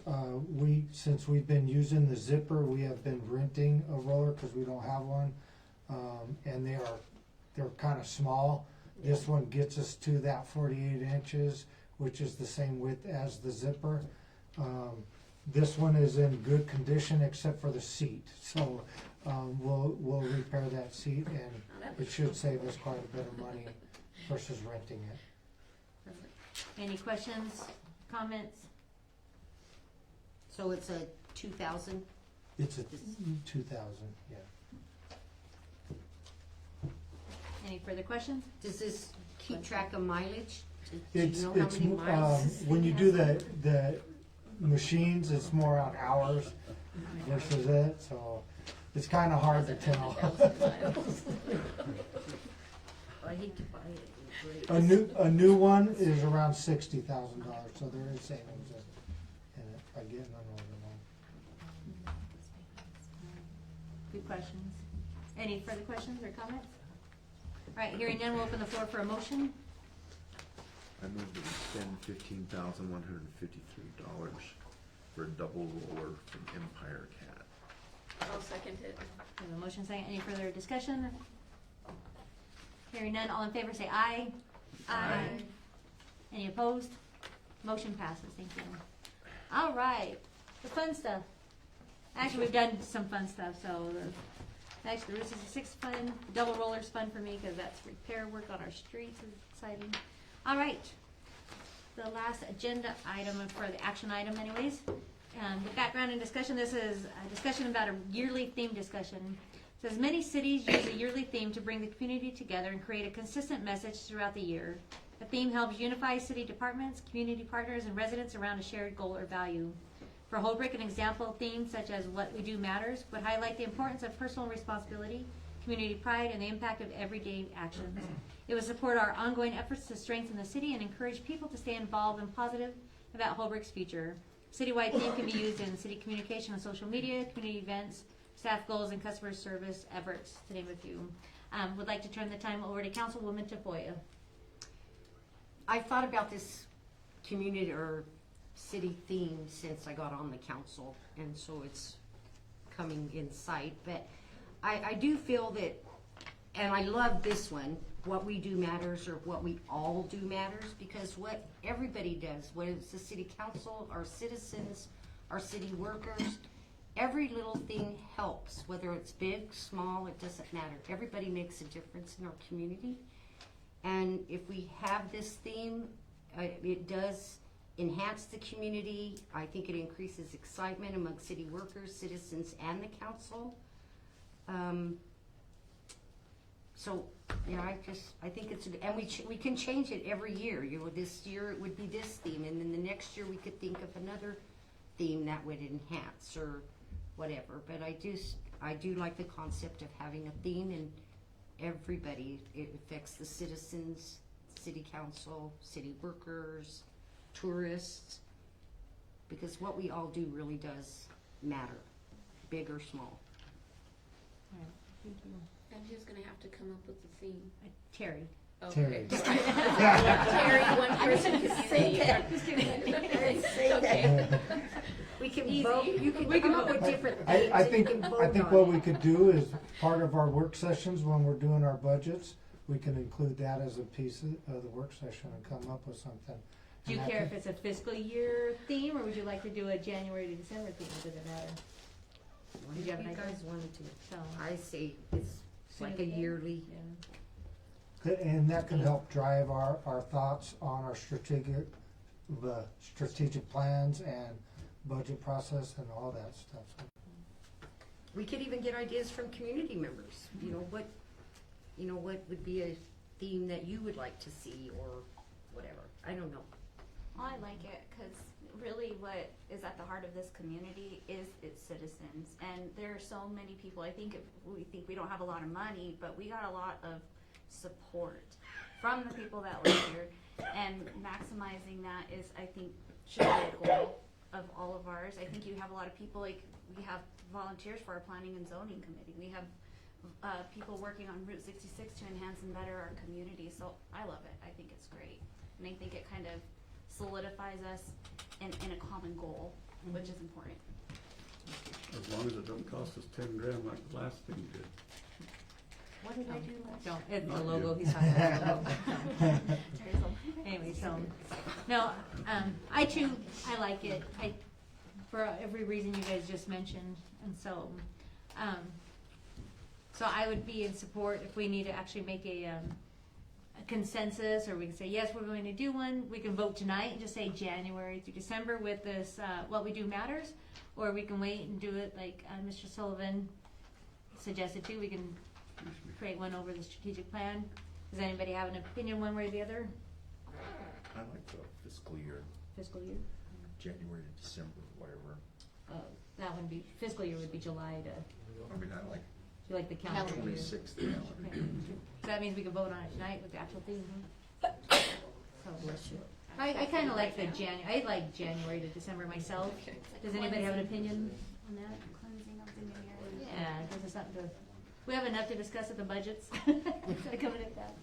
Although Mr. Black said, throw in another work session, I like them. Just kidding. So, Non-yearlies. and you know what, the truth is, I like what we do matters to start with. I think, at least to start off, moving forward, I said, yes, let's get the community buy-in and things like that, but to kind of start off and then kind of set that example, I'm comfortable making a motion tonight to approve this one, to start us out right and start us at the beginning of the year. I would like what we all Oh, what we all do matters. What we all do not matters. just what we do. What we all do matters. What we all do matters, that's everybody. How do you guys feel about that? What we all do matters? I like it. I move that we accept what we all do matters for our 26th theme for the city of Holbrook. And I'll second it. All right, any further discussion? Hearing none, all in favor say aye. Aye. Any opposed? Motion passes. Thank you, Councilwoman Tafoya, we appreciate that, so. Something fun. It is fun, so. Well, I'll get you a t-shirt and a hat. Just kidding, but it's coming out of your own pocket. So, just kidding. Kinda. All right, item number 11, summary of current events. I wrote them down, I got a few, and I'll try not to step on toes of anybody that I know got some things coming, so. But I wanted to say a big thank you to a couple of people for our annual tree lighting. Tim Kelly and his crew, they set it up and they did, helped us the night of the event. Dino on the streets crew was there, went above and beyond, so I appreciated Dino jumping in and helping and doing more than he needed to that night. He was supposed to put up barricades, but he was basically helping us run vendors and things like that, so it was fantastic. Big thank you to Robin Gonzalez and Terry Tafoya for always our great decorations, some of the fun decorations at Gillespie Park, and also for decorating our cemetery. Thank you guys for bringing some Christmas spirit to Holbrook. And I know there's just all volunteer work, and everything they have is out of their own pocket there. Festival of Trees. It starts tomorrow night from 6 to 8, Friday night 6 to 9, and then Saturday 1 o'clock till 9 o'clock. 1 o'clock to 8 o'clock. Please come at 8 o'clock to get your trees. So, sorry, back to the trees too. Big thanks to the administration and Misty Hatch as well for the trees and for all the ladies and gentlemen in the office. Sorry. So, back to Parade of Lights is at 6 o'clock on Saturday. They will again do the award ceremony at the Festival of Trees, approximately 7:45 that evening. So, I know with Festival of Trees, we had people submitting trees all day. They'll be here till 9 o'clock, so if anybody still wants to hurry and get a tree up tonight, we will be there till 9 o'clock up at the Church of Jesus Christ of Latter-day Saints. I want to give a big shout out. We have the best volunteers. We had the tree lighting going on Friday night, but the exact same. We had a ton of volunteers there. I want to thank Councilwoman Chaboy again for jumping in, helping with cookies and hot chocolate and things. But at the same time, we have the Pat Kenny tournament going on, and there are so many people in our community that just jump in and support and volunteer over there. And another great, successful year there. We had some good winners come out of Holbrook, so we're excited about that too. Want to so one last thing here. So Mark Romo, sorry, I had Mark on here too. Big shout out to Mark Romo as well for the tree lighting. He's always great. He's got an in with Santa Claus, and we always appreciate all his efforts there on that too. So just a quick little thing. So I am part of a nonprofit called Grow Arizona. I think one of these days we'll have presentations just so people know what we're about. But we were invited to go out to the algae plant out there at Adamana, and we were able to have a couple city staff members go as well, Mr. Sullivan and Mrs. Hatch. We're able to go out there, and it's a great operation. They may not be in the city of Holbrook boundaries, but they provide a lot of good for Holbrook, jobs and industry and some potential growth out there. And so we appreciate all our business owners inside and out, and those people that are taking a chance in Holbrook, we appreciate it. We got some good things coming. I'm super excited to see what 2026 holds. So, and with that, I just want to give a quick heads up. It kind of, along with the new year, we did this last year and I liked it, so I think we would like to do it again for a little heads up for our council members. We like switching up our seats every January. I don't know if Roxy knew that. We've done it the last 2 years. So come January, you may be sitting in a spot, because I think it's just good for each council member to kind of get to know each other a little better too. So anyway, so you guys can put in your bids to the clerk later. So with that, I am finished. Would like to turn the time over to Vice Mayor Nelson. So we have a really big weekend with the Festival of Trees. Santa Claus will be there Saturday 1 through 4. There's also breakfast with Santa at the Firehouse, which is 7 through, or is it 8 through noon? And you can get your face painted and have breakfast and take a picture with Santa. And also the parade. What a great thing we do at Christmas time here. The Holbrook Emergency Food Bank is going to be handing out Christmas food boxes. We've had 140 applications filled out, which was the maximum. We've never had that many before. And that will be Saturday, December 20th. We need volunteers from 7 until 9 to put together the boxes, and then from 9 until noon, we need some people to deliver a few and help load boxes into people's cars that come to pick up one.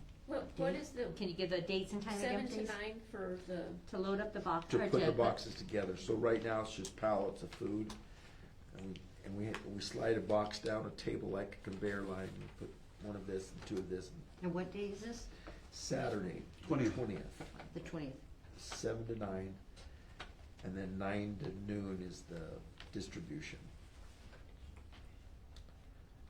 And then the giving machine, you gotta mention that. It's in Snowflake for the first time ever. Holbrook's been involved, been invited to participate, No, and this is the second year. I mean, charity from Holbrook The charity. has been invited, and so we're excited about that. So if you have a chance between the 18th of December and the 2nd of January, 9 to 9, you could go and give a chicken to somebody in Africa, or give some citrus to people in Holbrook, or a pallet of water to somebody in Adamana. So Send the goat to Minnesota. Somewhere. and that's all I have. Thank you very much. Councilman Black. I'm sorry.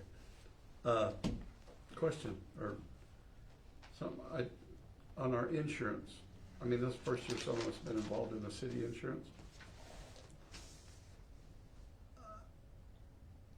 Just asking him, I asked Misty, but I'd like to see us, if we possibly can, and costs are comparable, I mean, it seems like we would do better to do local as much as we can instead of sending people elsewhere to these other cities.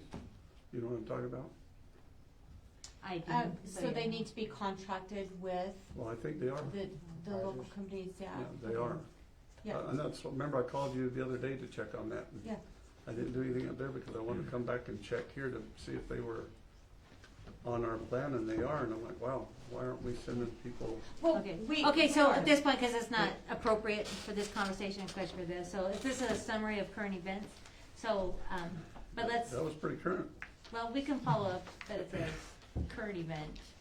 So, but if there's a concern, let's get with administration and we'll see what we can clarify on that, so. We'll do it on a work session. Any other questions or session for you? Okay, No. with that, Councilwoman Ferguson. I can't think of anything. Okay, thank you. Councilwoman Tafoya. Also kudos to Mark Romo. He had a great toy drive to give toys to several in Winslow, Joe City, and Holbrook. He collected a lot of toys. I can't remember what the numbers were. I know it was in the paper, but it was quite a few. The breakfast with Santa, was that for grad night that you brought up? It's probably the Booster Club. The Booster Club grad night up at the firehouse? Which Okay. is separate. Booster Club is different than grad night. Because Uh, Booster will do right, more it than is. just grad night. Right. And then I also want to bring up our new business that's currently open is Route 66 Sips. It's in the old Winter Circle. If you haven't had a chance to stop in, you need to stop by there and get a drink. They have coffees and lattes and hot chocolate, dirty sodas. It's really nice. They just opened, and their days they'll be open Mondays, Tuesdays, Wednesdays. They'll be closed. No, wait. Mondays, Tuesdays they're closed. Wednesday, Thursdays, and open Fridays, Saturdays, and Sundays. I don't know the exact hours, but Is that Robin? that is Robin's place. And her And daughter-in-law.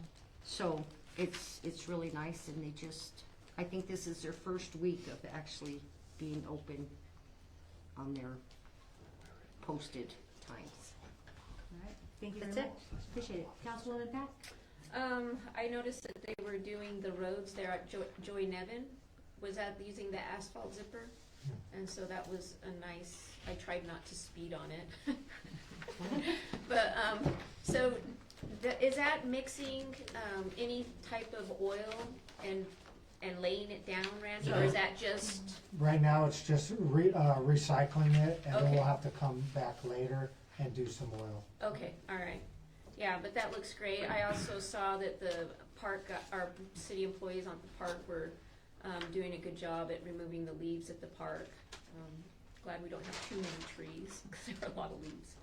Anyways, yeah. And they that's just all. cut one down, so we'll have less leaves. Yeah. All right, so with that, we'll turn the time over to, Thank you. Mr. Sullivan? Wanted to let everyone know I did meet with Ardura and NACOG and ADOT. We met about the BLM permit and street drag access, so we are still moving along with that. We needed to get ADOT involved just in case we needed to have a traffic study on the turnout or anything like that. So we're trying to get ahead on that permit with BLM, and then work with ADOT as well on that. We did remove a tree from Hump Park.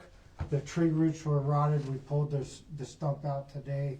The roots were even rotted, so unfortunately it needed to go. It is sad, big tree there. We are still working with ADOT on a tree grant that'll help us replant a bunch of trees. The grant pays for up to 100 trees. Sean has also been working with a local individual that may donate us some pine trees. We're just working on the specs of if he does donate them to us, what kind of water source and that kind of stuff we need. So we are working on trees to be able to replace them. The meeting with NACOG on our 2030 project, there's gonna be about $712,000 available for a street project.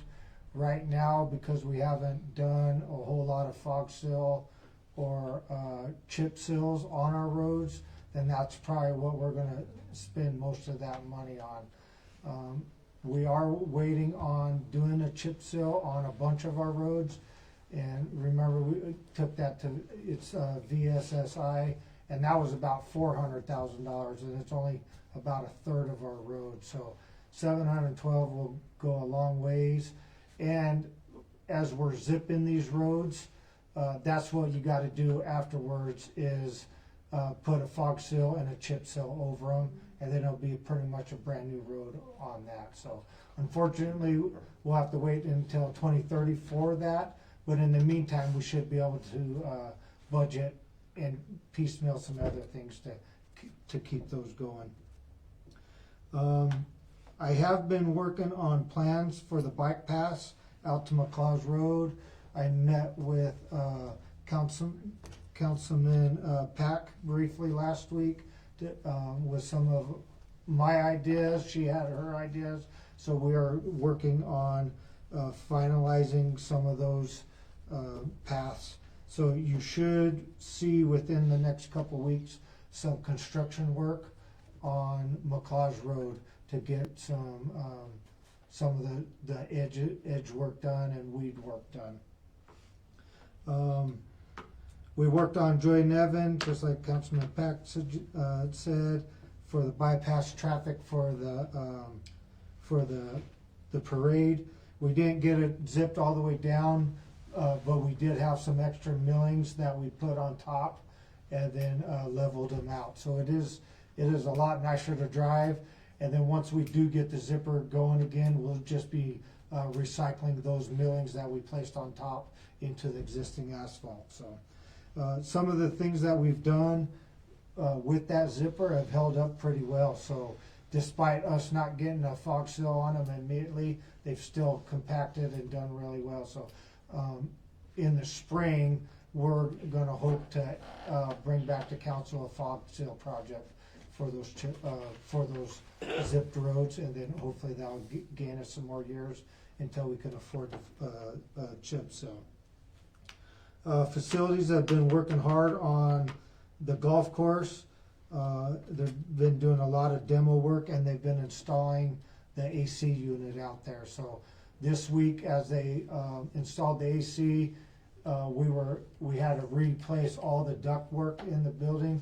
So as they were replacing the duct work, we were pulling the duct work out. So that's moving along pretty well. We are still working on the technology side of the flow point system. That's the potable water system out on McLaws Road. We haven't installed, we've done some test runs on it. We're just working on some training pieces that we're gonna receive next week on how that system will talk to our current accounting system. So we're doing training on Tuesday next week on how that's gonna interact with Express Bill Pay and Cassell. So hopefully we'll get that moving along by the first of the year. The standpipe flow point system that was purchased is gonna be delivered on Monday. So as we work out the kinks for the back end on the potable water station, that should be up and running pretty fast, because it's already, we're gonna have all those technology things worked out. We have been working on installing cameras at the library, Hump Park, the pool, and City Hall. So this is kind of a bigger project that we've been working on with KNS, where we install the POCs, or point of contacts, where you can place radios on buildings, and as long as they have the line of sight, you have internet service through those buildings. So we've been working on that. It's gonna be part of a bigger project to where maybe we can go down to just one internet provider instead of a bunch throughout the city, utilizing these point of contacts. And then as we build that, we could add cameras and security to all of our parks. So the next project we're working on is gonna be out at the golf course. We don't have good, reliable internet out there. And right now, those systems don't talk to Cassell or Express Bill Pay very well. So that's gonna be one of our expansions to get point of contact out to the library or to the golf course. Talked about NACOG. ADOT next week is gonna start the intersections that they did not finish on Florida and Erie. So there's some culverts going underneath those. They're gonna start repairing those next week. So there might be some traffic flow problems as we work on that. The police department has gotten 2 of their 3 trucks that was budgeted this year. So they're Ford F-150s, they're pure black, they're waiting on decals. So once the decals get placed within the next week or 2, hopefully, they'll be on the road. So you'll see those. There's some really nice trucks. Let's see here. Staff has entered a tree into the Tree of Lights using our new logo, right? So It's nice. Hopefully we win. No, I'm just kidding. Appreciate staff for putting that together. Sarah and Jackie have gotten into the holiday spirit the last couple of months for sure. So I appreciate them. MSI has been really, they just got done with their project in Payson, which was a major project. They've only had one guy here in Holbrook helping replace those meters. They've been bringing a big crew up here the last couple of weeks. So within the next month or 2, they're hoping to finish up with our meters. And we have until December of 2026 to do that. So we're ahead of schedule on that. But you'll see a lot of trucks from MSI replacing meters and radio reads.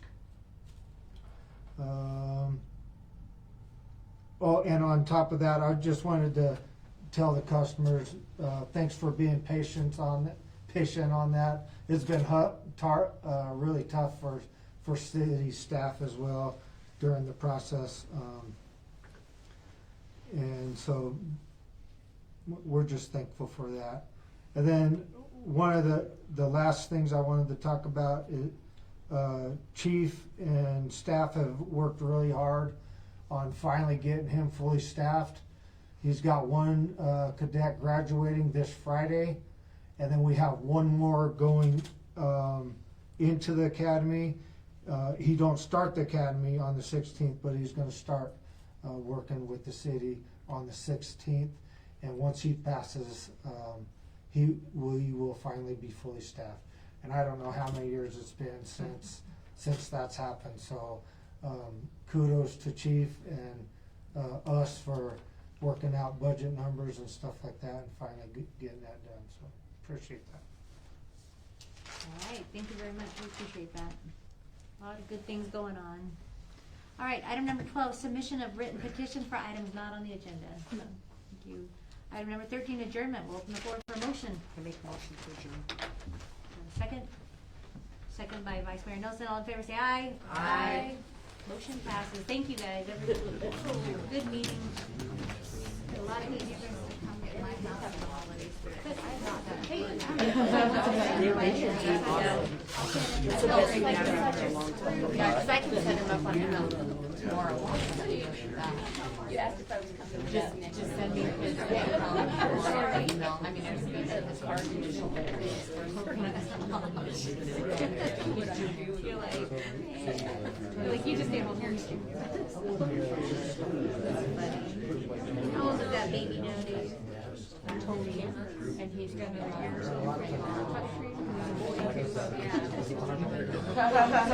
In addition to what I already was speaking, Sharon.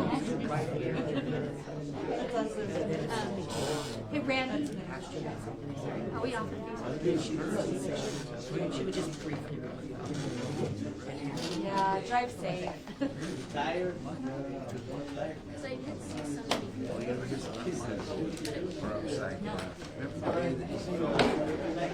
Church. They missed it.